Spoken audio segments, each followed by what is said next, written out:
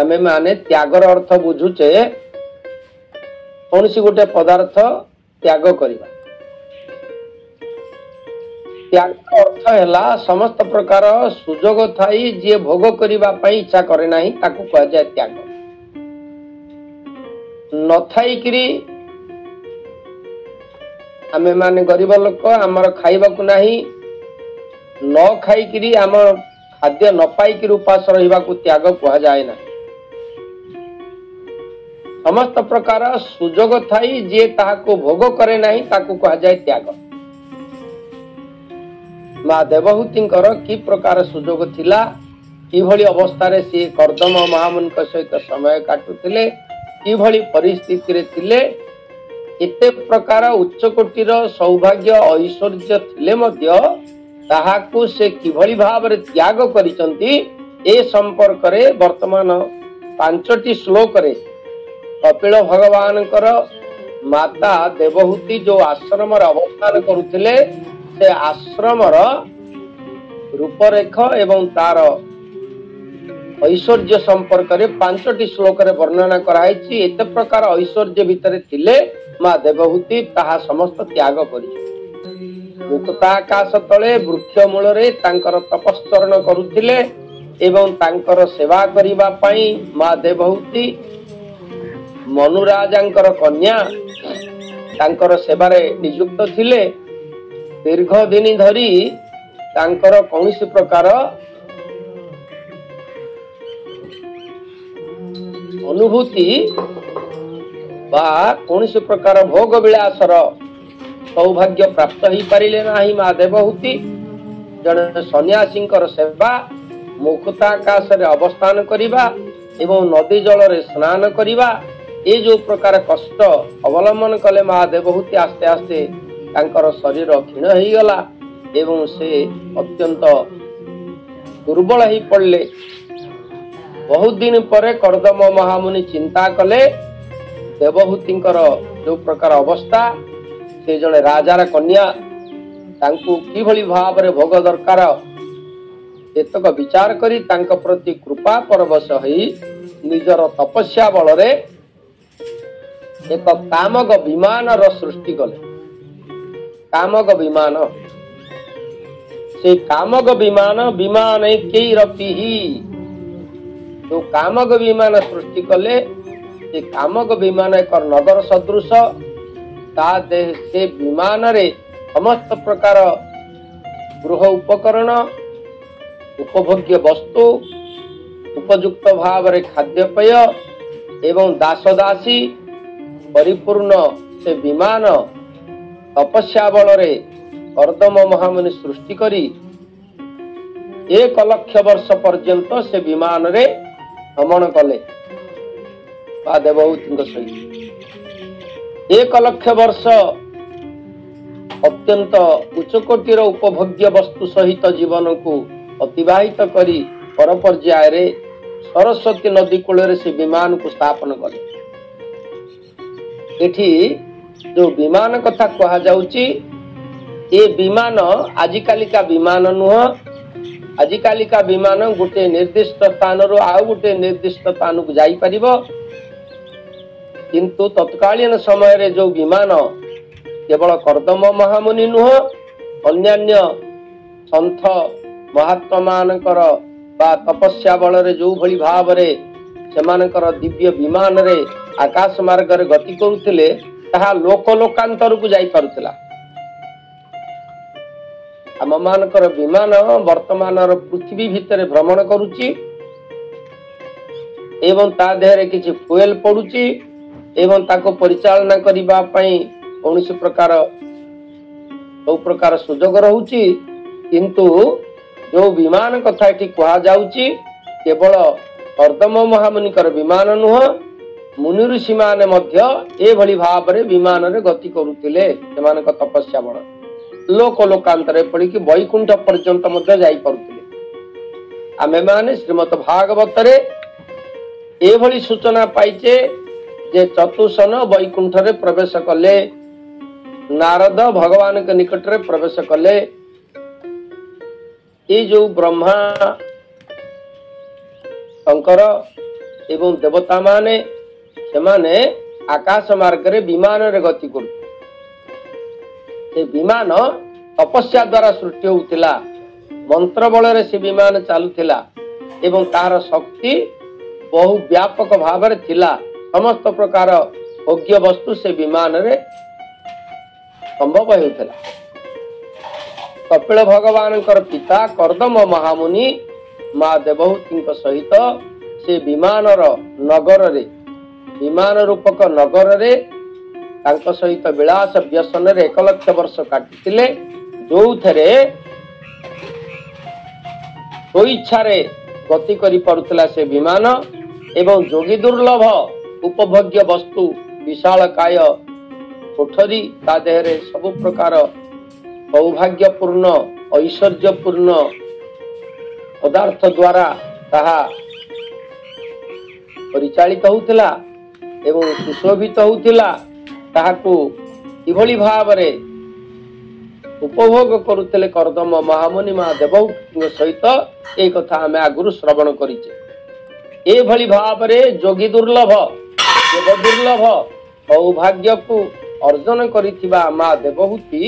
आज समस्त त्याग करी जटिल कुटिल पिंगल एवं कृषतनु धारण करी आज तपस्करण करने को लागू ए भली भाव रे आमे माने 15 नंबर श्लोक रे एक कथा श्रवण कले एते प्रकार सौभाग्य को परित्याग करी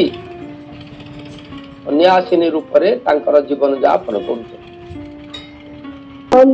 दूर करी तपस्वी देशे बनचारी सधर्म अचल विभूति कितु त्यागिला देवहूति ता छाड़ी चित बैरागे भजन मार्गे अनुरागे पूर्वे कधर्म प्रजापति संपादी थिले जे संपत्ति गृहस्थ धर्म करिथिले उपमा नाही भूमंडले गृहस्थ धर्म करिथिले उपमा नाही भूमंडले दिव्य से बिहारी उपमा नाही तिनी पूरी। प्रणाम। जय श्री राम। बोल भागवत भगवान की। आपण मान को मु सूचना देइथिली जे वर्तमान 15 ठारू 21 20 पर्यंत ये 5टी श्लोक रे 6टी श्लोक रे कर्दम महामुनिकर आश्रम वर्णना तेनु जगन्नाथ दास ये सबु जाको गोटिए भावरे वर्णना करिसंती ताको अलग अलग करिनाहंती तथापि आमे आलोचना कला बेले ताकू स्पष्ट भावरे श्रवण करिबा जे किभली भावरे कर्दम महामुनिकर समस्त सौभाग्य को आज माँ देवहूति त्याग करी आज कुटीर भितरे से सन्यासिनी व्रत अवलंबन कले। तापरे आम माने 16 नंबर श्लोक को जिबा। पयो फेन निभा सज्जा दंतारुकम परिच्छदा आसनानि चहैमानि सुस्पर्शा आस्पराणि च आश्रम निर्माण करथिले कर्दम महामुनि तांकर तपस्या बल रे ए आश्रम रे की प्रकार साजसज्जा थिला से कथा एठी वर्णना करा होउची। पयह फेन निवाह सज्जा तीर भलिया धवल सज्जा फेन निभा अत्यंत सुकोमल सज्जा दंताहा अस्थिदंत द्वारा निर्मित होइथिबा पलंक एवं से पलंक भितरे पलंक उपरे पड़िथिबा सुकोमल सज्जा एवं परिच्छद अर्थात उत्तम वसनभूषण आसनानि च हैमानि सुवर्ण द्वारा निर्मित होइतिबा समस्त आसन आसबाब पत्र बसिबा पई चौकी एवं व्यवहार करिबा पई मेज बा टेबुल एगुड़ा सब सुवर्ण निर्मित होइतिला एवं घर द्वार कांथ बाड़ चतुर्दिगरे सुवर्ण द्वारा आच्छादित होइतिला सुवर्णर झरा सब लागितिला सुस्पर्शा आस्तराणानि च एवं घर भितरे जो सज्जा बा जो पदार्थ थिला ता अत्यंत मधुर सुकोमल भावरे वर्ण सुशोभित होतिला एभली औष्टवपूर्ण व्यवस्था से स्थान रे रहितिला गृहस्थ धर्म करिथिले उपमा नाही भूमंडले दिव्य विमाने देवी हरि उपमा नाही पोरे रत्ने जलंती दीप प्राये सोहने जोगी मन मोहे बोल भागवत भगवान की एभली भावरे सुंदर परिवेश निर्मित होइथिला कर्दम महामुनि तपस्या बल रे आसंतु आमे वर्तमान 17 नंबर श्लोक को अनुध्यान करिबा 17 नंबर श्लोक रे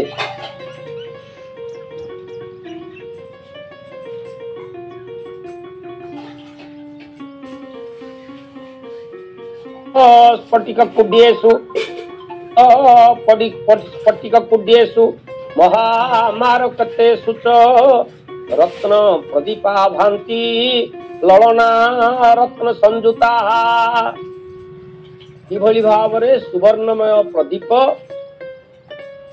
कुटीर मध्यरे घर मध्यरे प्रज्वलित होउथिला एवं से गृहर कांथ गुड़िक अति स्वच्छ मार्बल प्रस्तर द्वारा निर्मित होइथिला एवं अति मूल्यवान मणिमुक्ता द्वारा से गुड़िक सुशोभित होइथिला से गृहर आलोकर आवश्यकता नथिला कारण सेठी समुदाय गृह मणिमुक्तार कांति द्वारा झलसुथिला प्रकृत पक्षे से गृहर सबु पदार्थ अति मूल्यवान सुना द्वारा परिचालित होउथिला एवं ताहार चतुर्पार्श्वरे वैदिक सभ्यता द्वारा जो परिचालित होउथिबा विशाल परिवेश सहित माँ देवहूतिंकर जो विलासमय जीवन अतीत होउथिला एवं तांक सहित सहस्र सहस्र सुंदरी ललना माने मध्य तांकर सेवारे थिले दिव्यपुरे निवासिनी सकल ऋतु पुष्प फल मणि निर्मित स्तंभकूल देवंक दिव्य भोग जही सर्वता काले सुखमयी देवंक दिव्य भोग जही सर्वदा काले सुखमयी बोल भागवत भगवान की आमे माने 17 नंबर पाइबा पई बहुत कष्ट करिबा पई पड़िबो एवं भगवान होउछन्ति सर्वमय कर्ता ए समस्त भगवा ए सौभाग्य आमे माने जहा श्रवण करूचे सामान्य जने नारी कर्दम महामुनिकर तपस्या फलरे से जो प्रकार सौभाग्य प्राप्त होइथिले ये समस्त सौभाग्य को से परित्याग करी आज संन्यास व्रत अवलंबन करुचंती से भगवान कर चरण रे शरण पशिबा आसंतु वर्तमान आमे माने 18 नंबर श्लोक को पाठ करिबा गृहोद्यानं कुसुमितै रम्यं बहुमरद्रुमैः उजत विहंग मिथुनं गायन्मत मधुव्रतं इभଳି भाବରେ सुंदर उद्यान एवं बहु रम्य प्रासाद ता देहरे पुष्प सुशोभित उद्यान एवं सेठारे भ्रमण करुथिबा भृंग माने इभଳି शोभा वर्धन करुथिले से आश्रमर से कथा एठी वर्णना कराइछि। गृहर निकटवर्ती उपवन नानाविध पुष्प तथा देवतर द्वारा परम रमणीय शोभा धारण करिथिला। विहंग माने मिथुन ए सबु तरु शाखा उपरे उपवेशन करी पूजन करुथिले एवं मधुकर गण मधुपान रे मत होई गुंजन करबा को लागुथिले। एभଳି भाबरे सौभाग्यपूर्ण परिवेश भितरे माँ देवहूतिंकर समय कटुथिला। ए सबु को से परित्याग करिसंती। वर्तमान तार आमे ओडिया अनुवाद आमे माने श्रवण करिवा। जे द्वारे विद्रुम देहली हीरा कबाट जही किली बाम दक्षिणे पूर्ण कुंभ विराजे नील मणि स्तंभ जलंती पद्म राग दीपे विचित्र शिखे चंद्रा तपे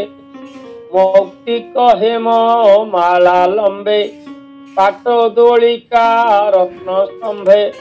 श्वेत हंसक पारपत नाद करंती नाना मत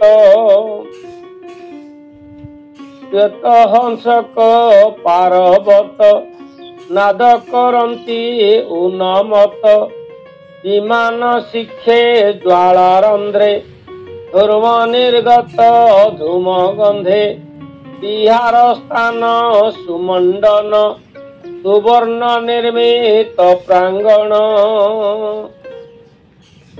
सुंदर भावरे जो पुष्प सुशोभित उद्यान से विहंग मिथुन क्रीडंती भुवन बेढ़ीण उद्यान जही अमर द्रुममान फल पुष्परे परिपूर्ण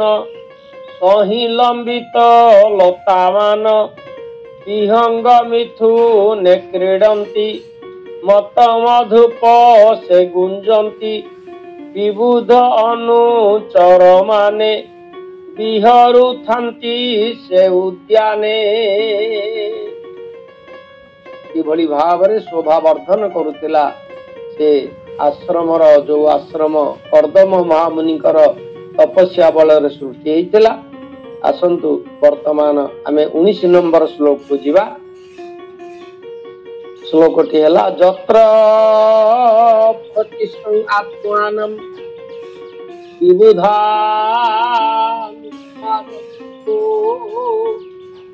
व्यापं उत्पल गंधिन्या कर्दमे नोपलालिकम्। से स्थान रे देवहूति पद्म पुष्प परिपूर्ण सरोवर रे स्नान करिबा निमित्त से सुंदर उपवन मध्य रे प्रवेश करंती। सेतेबेले गंधर्वगण कर्दम मुनिकर गौरवमय गृहस्थाश्रम रे गान करंती एवं देवकन्या माने माँ देवहूतिंकर परिचर्या करिबा पाई नानादि क्रियारे सहयोग करिया पाई सेमाने आसी पहुंचंती। एभଳି भाବରେ समस्त प्रकार सौभाग्यपूर्ण अवस्था आमे माने अनुभव करुचे। स्वामी स्त्रींकर जो आदर्श जीवन से जीवन आदर्शमय हवा द्वारा भगवान का भलिया पुत्र से स्थान जदि स्वामी स्त्री मानकर जो आनंदमय परिवेश से आनंदमय परिवेश परस्पर भितर जो स्नेह एवं जो प्रकार श्रद्धा जो प्रकार प्रेम ताहा उत्तम संसार सृष्टि करिबारे सहयोग करिथाए। यदि स्वामी स्त्री भितरे से भली मधुमय वातावरण न थाए ताहाले संसार रे जो माने आसंती जो माने परपीढ़ी आसंती से माने निश्चित भावरे विभिन्न दोषग्रस्त होइतांती एवं जा फल समाज रे भ्रष्टाचार सृष्टि आमे माने अनुभव करिचे जे परस्पर भितरे कर्दम आ देवहूति भितरे जो प्रीतिर आदान प्रदान थिला, जो भावमय परिवेश थिला, से भावमय परिवेश को अवलंबन करी स्वयं भगवान कपिल से स्थान अवतीर्ण होइथिले एवं आम्मान को दिव्य ज्ञान कथा प्रदान करी। आसंतु ए श्लोक ओडिया अनुवाद आम श्रवण करिबा। सेव विबुध अनुचर माने विहरो थांती से उद्याने देव भूति जस कीर्ति सुस्वरे चित्त गावंती दिव्य विचित्र पातिमान उत्पल गंधे सुवासन गम कहि विहरन्ति संकेतु नरी बहुति एभଳି उत्तम परिवेश मध्य कर्दम भगवान मा देवहूति सहित जो कार्यस्थ जीवन यापन करुले सबू वर्तमान परित्याग करी माँ देवहूति तांकर सन्यासिनी जीवन अतिवाहित करुछन्ति। आसंतु आमे 20 नंबर श्लोक को जीवा। 20 नंबर श्लोक कहूछि इत्वाई इच्छित तमम आप्याखंड जोषितम पंचीचकार वदनम पुत्र विश्लेषणातुरा बात कहती जेतेबेले सन्यास व्रत अवलंबन कले ता पूर्व कपिल भगवान तांको परित्याग करी सन्यास व्रत अवलंबन करी चली जाइथिले। कपिल भगवान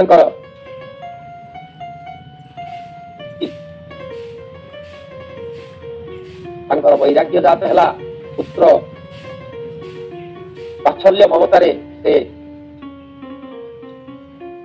प्रतिष्ठ होगा लगिले एवं समस्त सौभाग्य विषमय जात है परम भाग्यवंत स्वामी कर्दम महामुनि चली जावा पर कपिल भगवान को पुत्र रूप में पाई निज को धन्य मन करथिले एवं कपिल भगवान सहित जीवन अतिवाहित होता जदिव समस्त सौभाग्य भितर सी थिले तथापि कपिल भगवान को दिव्य ज्ञान प्राप्ति हवा परे से सौभाग्य को से परित्याग करी सन्यासिनी जीवन यापन कले किंतु तांको मन रे कपिल भगवान विच्छेद विशेष दुख कारण नारी मानकर पुत्र होची प्राण एवं कपिल भगवान तांको परित्याग करि जिबा परे से क्रंदन करबा को लागिले से तांकर विदारित हला जो बड़ी भाव रे हमें मान अनुभव करिचे सची माता जेतबेले श्री कृष्ण चैतन्य देवंकर सन्यास व्रत अवलंबन करी त्याग करथिले सेतबेले सची माता जो बड़ी भाव रे क्रंदन करथिले हमें माने से कथा पे अनुभव करवा जेतेबेले कपिल भगवान सन्यास व्रत अवलंबन करी त्याग कले तापरे माँ देवहूति हृदय विषाद रे परिपूर्ण है अत्यंत विषादमय अवस्था रे जीवन पतिवाहित